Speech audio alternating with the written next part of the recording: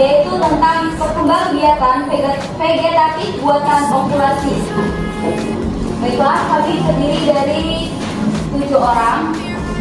Saya sebagai moderator Sela Sabda Sabila dan rekan-rekan saya Reski Nurina, saya Alina Nurina, saya Pujana Dela, saya Elvi Sayaru, saya Syamsuddin, saya Wahyu Saputra. Baiklah, itulah anggota kelompok kami. Penjelasan hasil diskusi kami.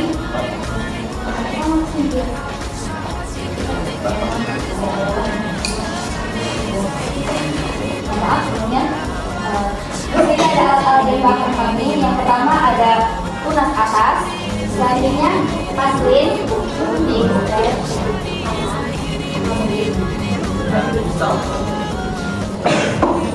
itulah alat dan bahan kami.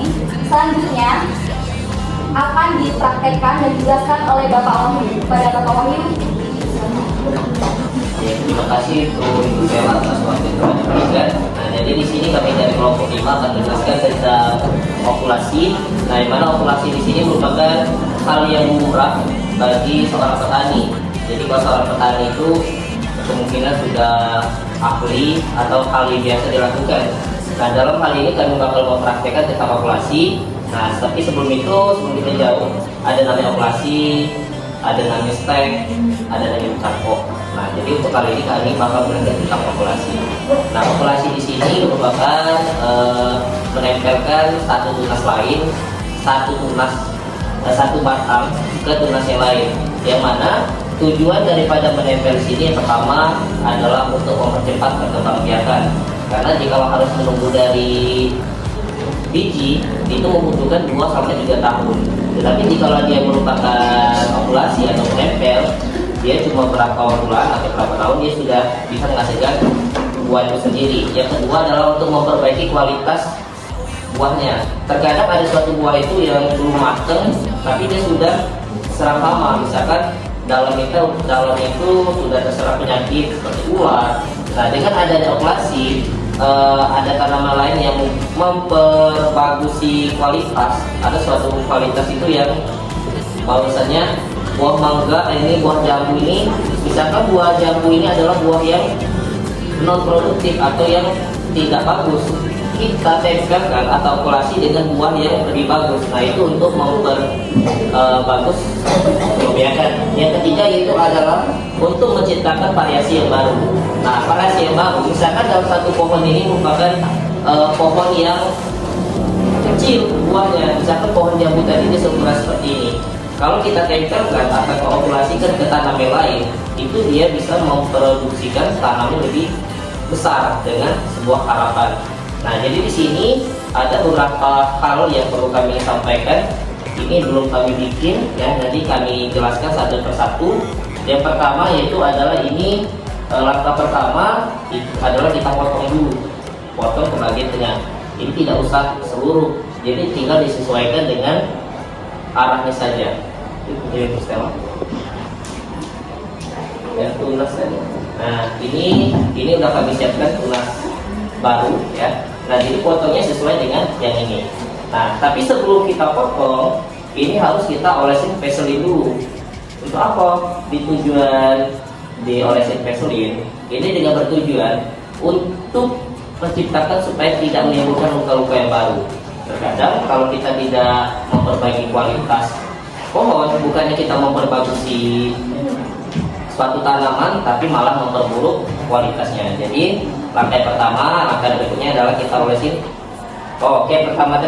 Pertama kita dipotong dulu sedikit untuk membelahnya. Yang kedua, kita olesin vaselin ke bagian yang sudah kita potong dengan tujuan yang tidak menciptakan luka yang baru. Kita saja kalau luka harus diolesin obat supaya tidak cepat sembuh, ya. Nah, ini udah kita oles. Yang kedua, ini bakal dipraktekkan oleh Pak Elno, ya. Nah, ini ada plastik. Nah, yang plastik sini adalah untuk menutup, ya. Ini Pak Elno.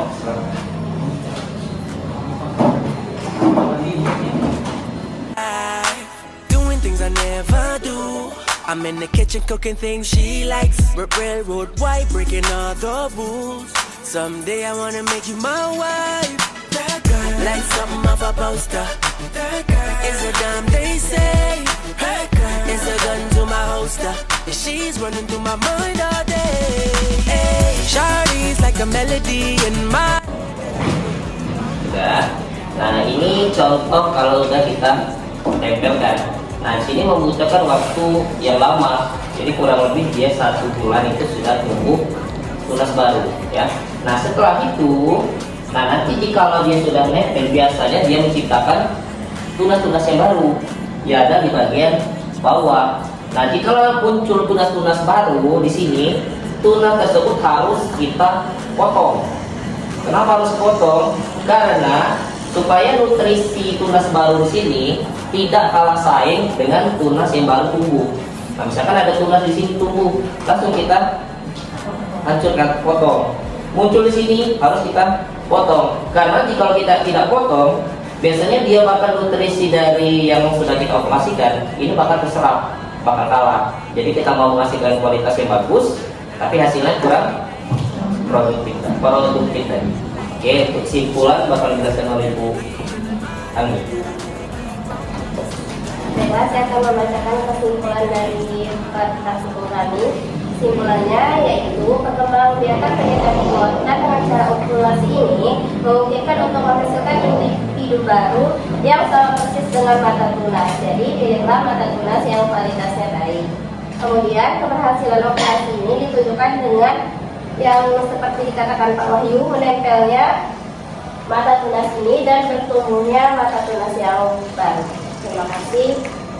Saya kembalikan ke moderator. Baiklah, itu hasil dari diskusi kami.